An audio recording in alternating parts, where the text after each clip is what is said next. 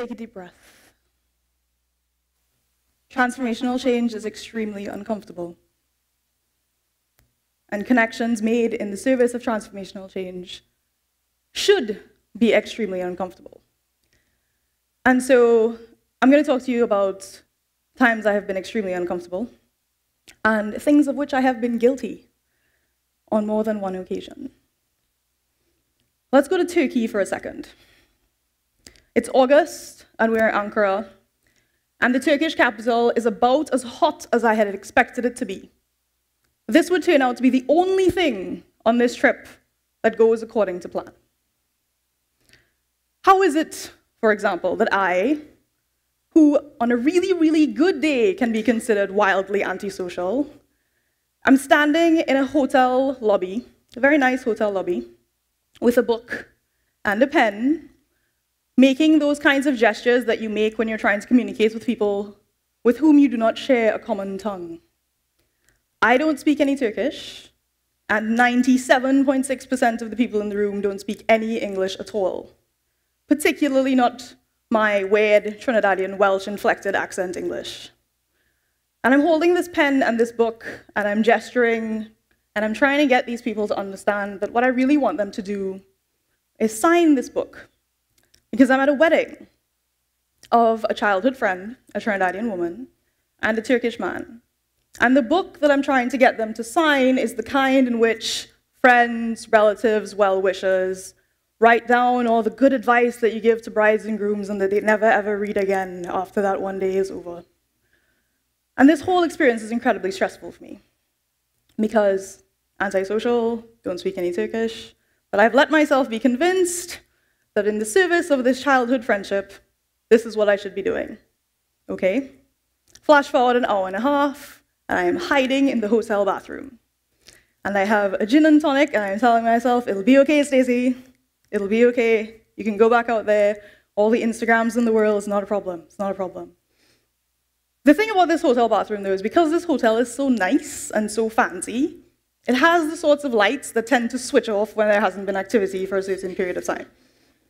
And because I'm trying to stay really still and not attract any attention, I keep finding myself in total darkness. And at this point, I feel like this is some kind of metaphor for my life. Not sure exactly what the metaphor was, but I was feeling particularly dramatic that day. And so after about the third time that the lights come off, I was like, all right, pull yourself together. Finish a gin and tonic. Go outside. Cool. I walk back out onto the dance floor. And a really unexpected thing happens, but again, I should know this by now, this trip is totally not going according to plan. I step out onto the dance floor and I hear a very familiar sound, something like, hey ha! And all of a sudden, there's Marshall coming through the loudspeakers. I'm like, wait, where am I? Okay. And I'm not exactly sure of the precise sequence of the events that followed, but there are purportedly pictures of me with one hand in the air, possibly whining, never twerking, just whining, in a circle with a group of Turkish tanties. And true facts. If you look really closely at one or two of these pictures, really, really closely, you might notice that I appear to be crying. Because I was so moved by that experience that took me from hiding in the dark in the bathroom, which is not exactly the heights that you want to be at, to feeling the sense of kinship with people who just a couple of hours before I was struggling to forge any kind of connection. Connections can be uncomfortable, and transformational connections should be. But too often, in the service of these experiences, in the service of trying to find that moment which changes you and find that moment in which you and the other person speak the same language, even if not in fact, but at least in kind, we are guilty of various kinds of laziness. We might default to shared assumptions, or what we hope are shared assumptions, as we search for common ground. But too often, what we do is project onto the other person at the other end of that connection, or what you hope to be that connection, our own worldviews and our own experiences, and we try to shape them in an image that we are comfortable with notions that we are comfortable with, in a language that we can understand. And the way that I think about it is like, how do I connect with people without, consciously or subconsciously or unconsciously, colonizing them? To give you an example, until very recently, I had very different hair. Had much longer hair. And I was regularly at the under end of people who, instead of saying, "Stacy, what fabulous hair you have," would just walk up and touch my hair, negating my sovereignty over my own personal space, making an assumption that what they are doing is actually complementary, but what they are in fact doing is imposing their worldview, their power, and their privilege on me as a person. But I have been guilty of this too. Let's leave Turkey. It all worked out in the end. Let's go to New York for a second. It's spring in New York. Favorite season. Weather was spectacular. But I am freaking out, right?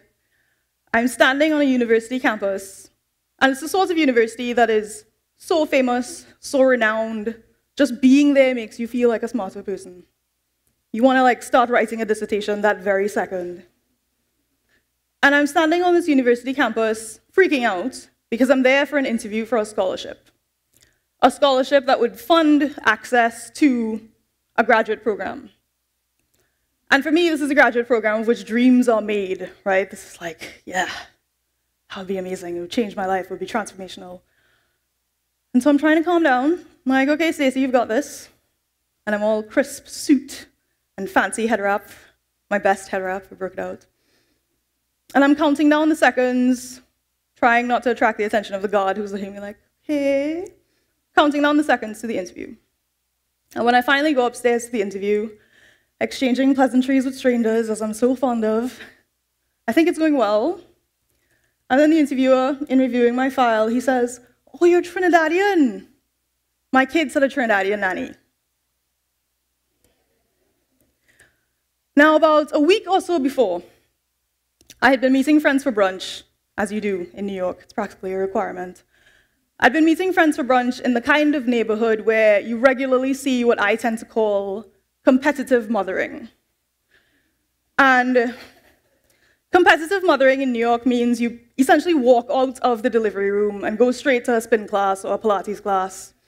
And sometime in between, you go for a blow dry.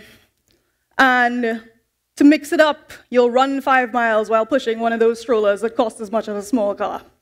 Like these, they're actually Mercedes-Benz strollers, I kid you not. But when you need a break from this endurance sport of competitive mothering, you might delegate the parenting to your nanny. And in this neighborhood, and in so many other neighborhoods in New York, the nannies come from the Caribbean. And I'm standing there waiting for my friends who are late, because they are also West Indian. And I'm hearing these accents of these nannies pushing these expensive strollers that they could never afford for their own children. And I'm thinking, wow, who's taking care of your kids? Where are your kids while you are enabling this pursuit of excellence and green juice? Several weeks later, interview happens. I think it goes well. And I get a letter in the mail saying, "Congratulations, Stacy-Marie, we would like to offer you." But by this point, I can't accept the scholarship because things have changed. And there is a mixture of the kind of crushing disappointment that if you've ever been in a situation where something that you really, really, really wanted, that you had based so much of your time and effort around, and suddenly it's yours, but you can't take it. But commingled with that disappointment is a sense of relief that I was not expecting. And the relief came from the fact that I no longer had to feel even tangentially guilty about supporting a system that enabled what we call here in Trinidad and elsewhere in the Caribbean, barrel children. Those kids who are raised remotely by suitcases and boxes and barrels that are collected by aunts and uncles and grandmothers, who are raised by love from a distance, who come to school with those black and white notebooks that I so coveted when I was younger, and those mead folders, but whose mothers are in those neighborhoods where I live, taking care of other people's children. Children who would laugh at the notion of a white and black notebook because I have an iPad, what? And I didn't have to feel guilty for that second, even though when that interviewer looked at me, his only frame of reference for somebody from Trinidad was as somebody who had raised his children. New York is great, but let's go to Vermont. I travel a lot. It's winter, and Vermont in winter is beautiful and really, really cold. So I am drinking not a gin and tonic this time, but a hot apple cider, and standing in front of a fireplace with about 6 or 7 other women.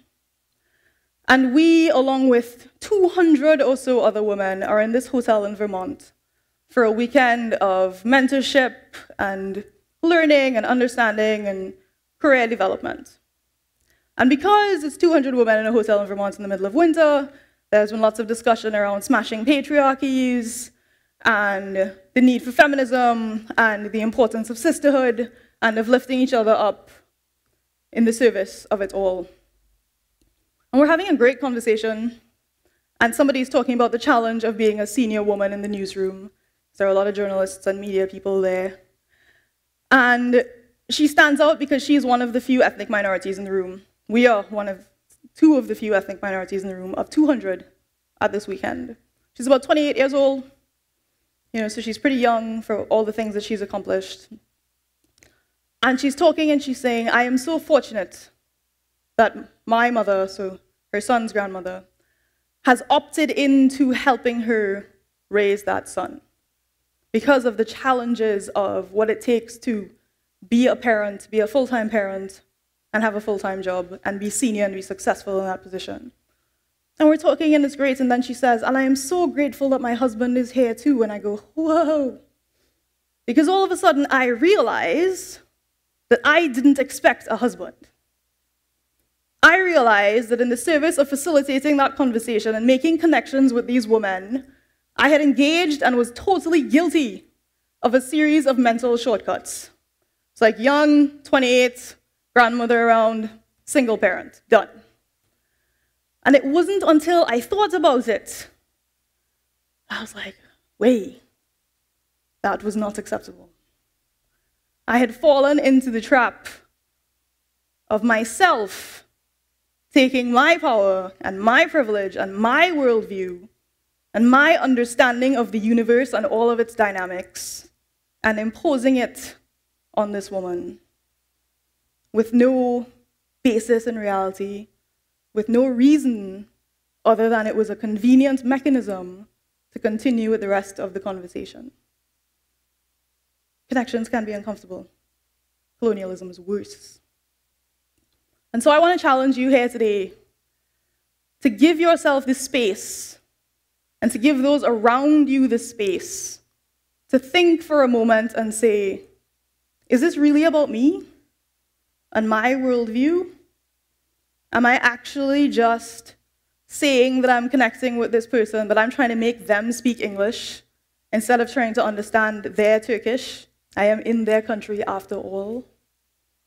Am I trying to, or am I actively enabling a system?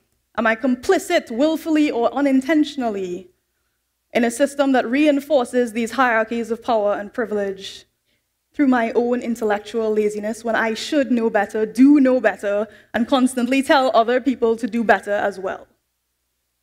And so that's the challenge here today. Be uncomfortable with your connections. Be uneasy when you go into these situations, and be mindful that it's not about you. It's about us.